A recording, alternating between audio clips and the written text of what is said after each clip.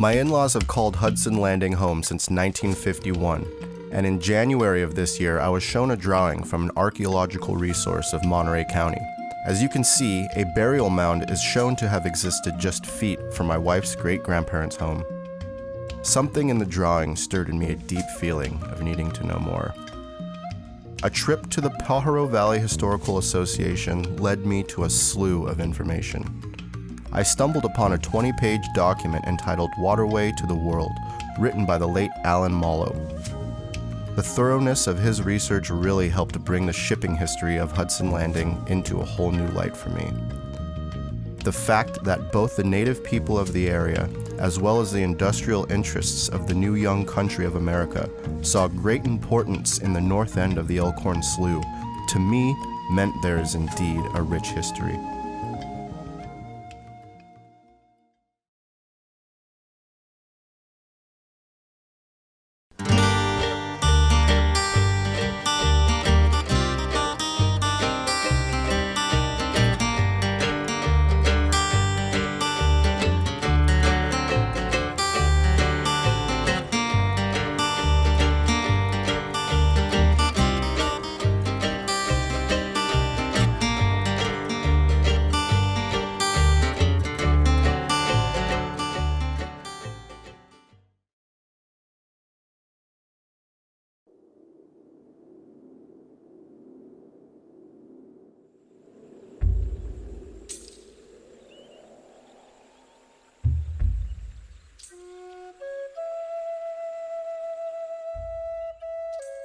Ten 10,000 years ago, California's central coast supported Pleistocene megaspecies such as giant sloths and the Columbian mammoth.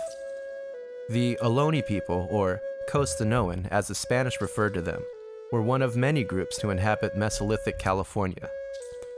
Among these groups, a tribelet referred to as the Calendaruc settled in the area of Elkhorn Slough and thrived on the flora and fauna for thousands of years. Calendaruc, breaking down as Calen, meaning ocean, and Ruc, meaning house, was an apt moniker for these people because much of their lifestyle was centered around the sea and waterways of the area. Life was mostly simple in pre-Spanish California. Oysters and later clams were the preferred dietary staple for the Calendaruc, although fish, marine mammals, elk, and deer, as well as acorns and seeds were all added to the bountiful environment. Because shellfish was their main source of food, vast mounds of discarded shells called midden were left behind and buried under thousands of years of environmental changes.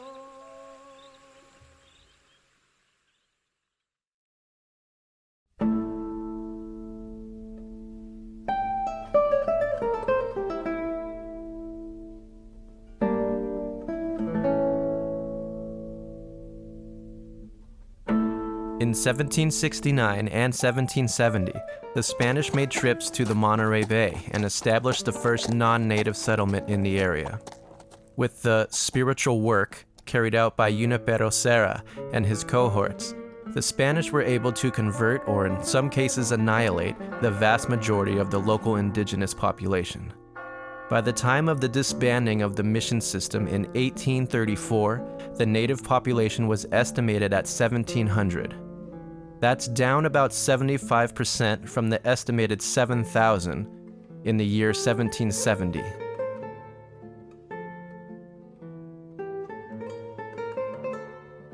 The Mexican government, which at the time owned this region of Alta California, allowed for large tracts of land to be gifted or sold to individuals to be used for ranching and homesteading.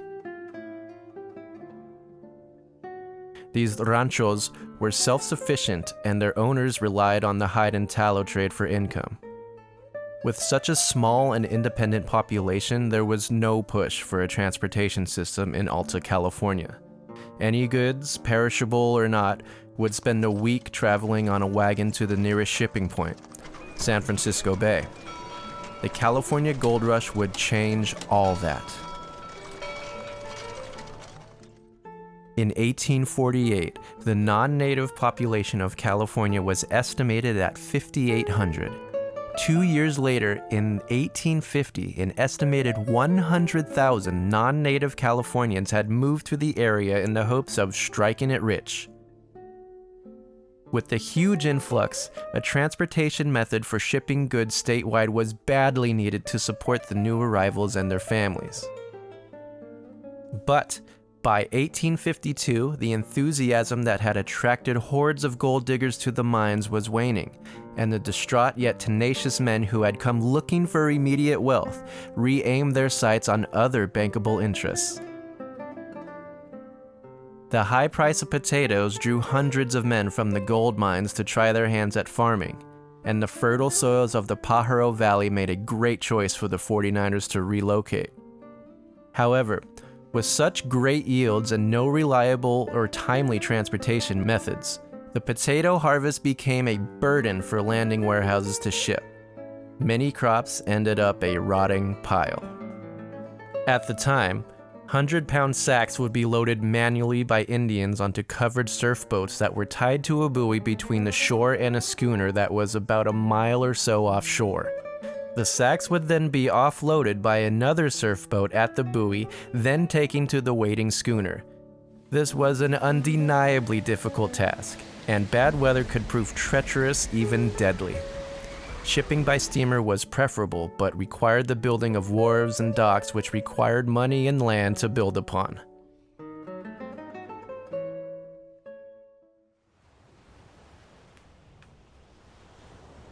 The shipping needs of the Pajaro Valley were not being met. Two former 49ers would have a huge impact on the valley's future: an Irishman, James Brennan, and a Scotsman named Robert Sutton.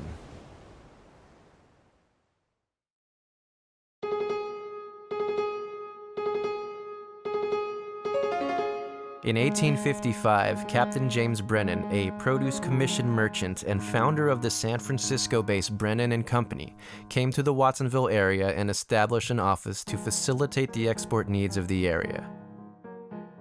He then set out to secure his interests in the area by becoming a 50% shareholder of both Pigeon Point and Pajaro Landings, as well as a 25% shareholder of the Soquel Wharf. Brennan was poised to control much of the shipping business of the Monterey Bay. His ambitions were plagued by one problem: the lack of an established shipping point for steamships coming to the Pajaro Valley created the risk of yet more crops rotting at the docks. Around the same time, Captain Robert Sutton was busy at the helms of ships, transporting goods to and from the Monterey Bay. More on him later. In March of 1860, Monterey resident Paul Lezer obtained a deed for 77 acres of land on the north side of the Elkhorn Slough.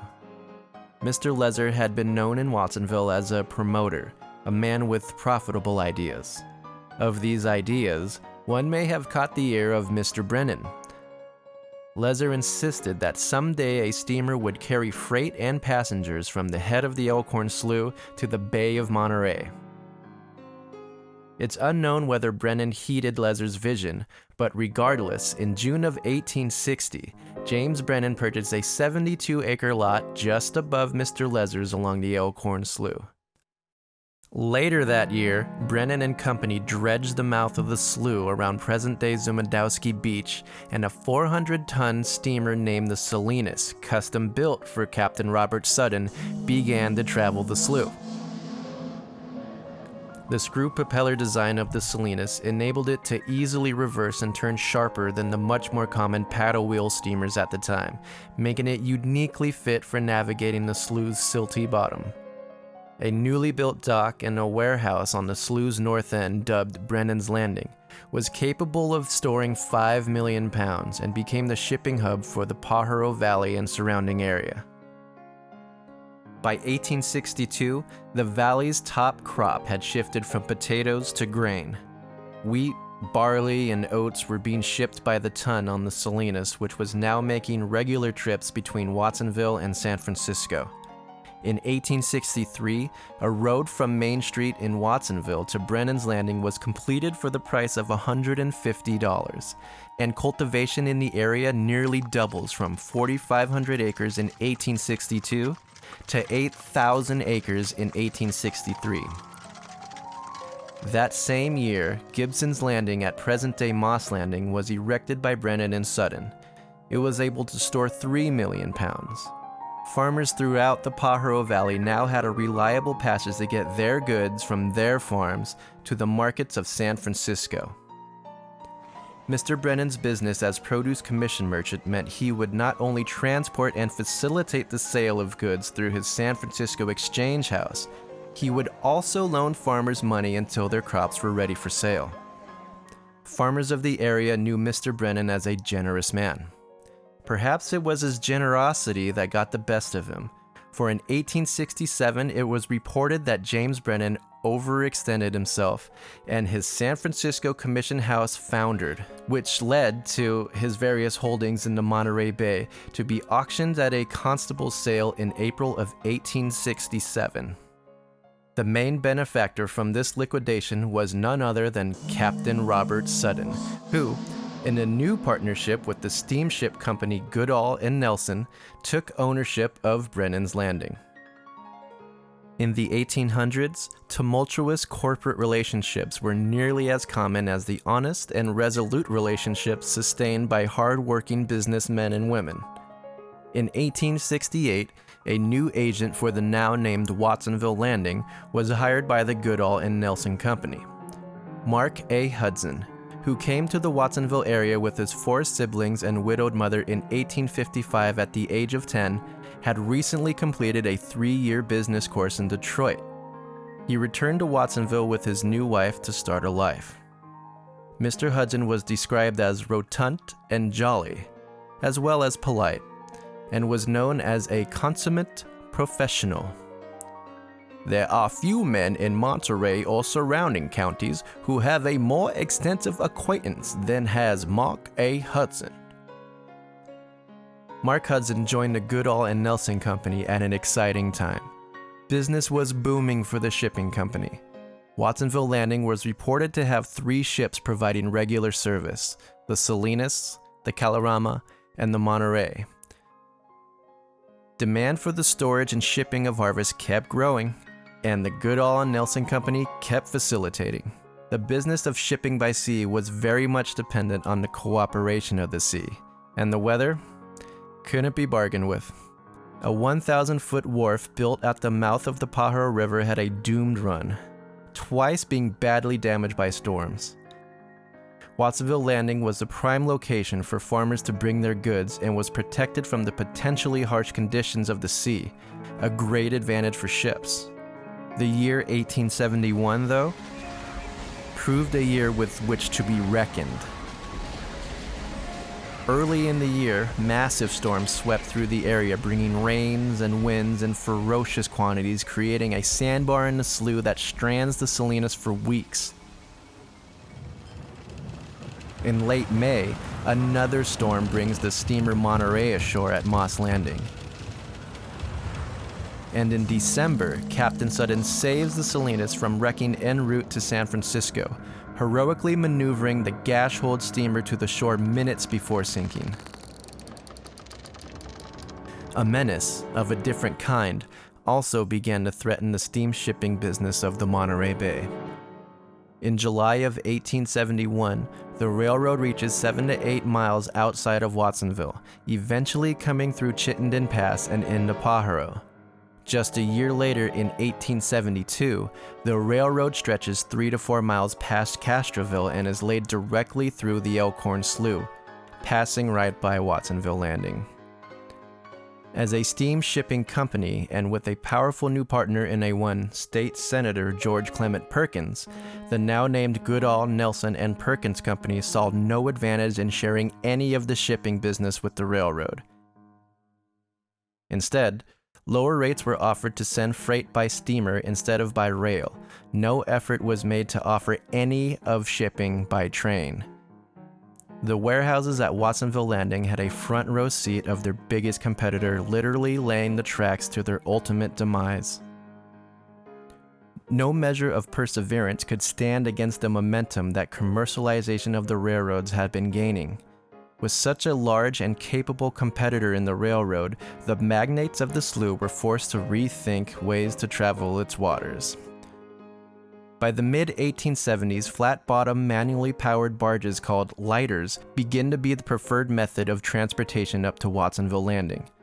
Pilots would push off the slough's increasingly silt bottom, using long wooden poles to steer and gain speed.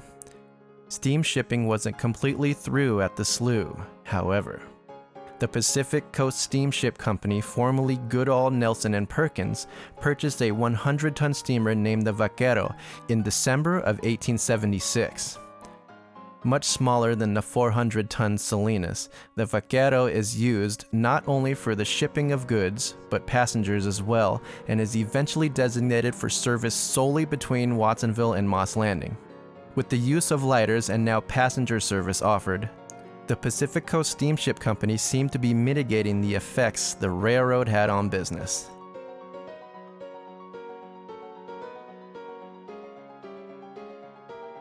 A curious angle to the story seems to have impacted the fate of Watsonville Landing and shipping by sea in general.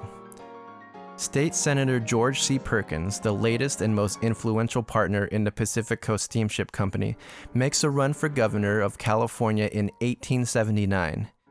Being such a staunch anti-railroader due to his holdings with the PCSC, his platform of independence from the railroad wins him the governorship.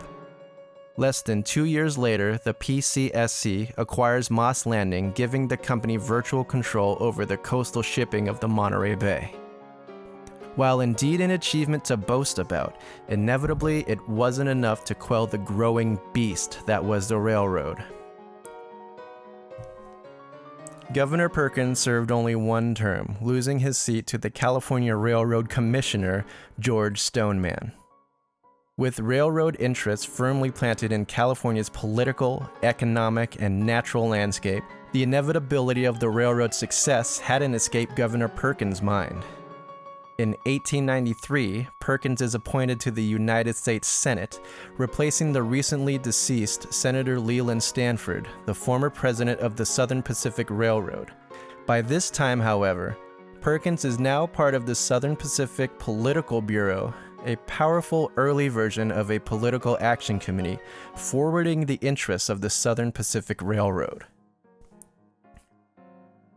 One can't help but wonder when George Perkins gave up his sea-based ambitions for land-based ones, but the impact of his decision could very well have put the first nail in the coffin of Watsonville Landing. One steadfast character throughout this chaos was Mark Hudson. Hudson had proved his loyalty and assiduousness over his 40-year career with Goodall and Nelson, enduring all restructuring and company name changes. In 1890, many changes happened in Mark Hudson's world. Newspaper articles from that year suggest Mr. Hudson seems to be diversifying his interests, hinting that Watsonville Landing may be becoming less financially viable. A massive storm starts the year off, making the roads of the area nearly impassable, but not perturbing Hudson from coming down to town regularly to conduct his business. Mr. Hudson in February makes it known that he is to set out a strawberry field near the landing in the spring. In April, he is one of 7 men elected to the board of directors for the Watsonville Fruit Packing Company. His jovial and loyal reputation of managing the area's busiest shipping port for the past 20 years has no doubt made him a shoo-in for the board. In May, it is reported that Mr. Hudson was visited by an old friend, Mr. Bean, a superintendent of the Sargent Station asphalt mine. On June 7th, the paper reports Hudson, along with his partners Brewington, Blackburn, and Waters, takes a trip to San Benito County to see George Trafton's coal mine, as the partners are interested in its development. A week later, the paper reports the travelers have returned, pleased with the outlook of the mine, and in July, Mark Hudson makes another trip to the coal mine. The railroad industry maintains its stranglehold on the steam shipping industry, and no evidence is clearer than the bargains offered by the advertisements for shipping your freight via steamer. Free storage is offered at Watsonville Landing, as well as grain sacks being provided at cost to patrons.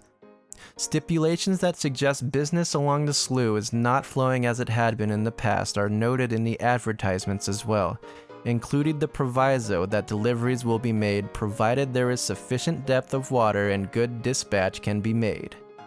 Fall harvest time proves lucrative and worthwhile for Mr. Hudson, as his homegrown string beans and celery are a hit at local markets.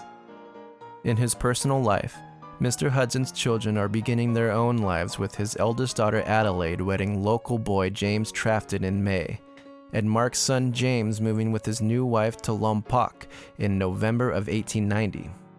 His youngest daughter Minnie would go on to marry Frank Blackburn. Mr. Hudson is very popular with all classes in Watsonville and the surrounding county, and has many friends all over this part of the state.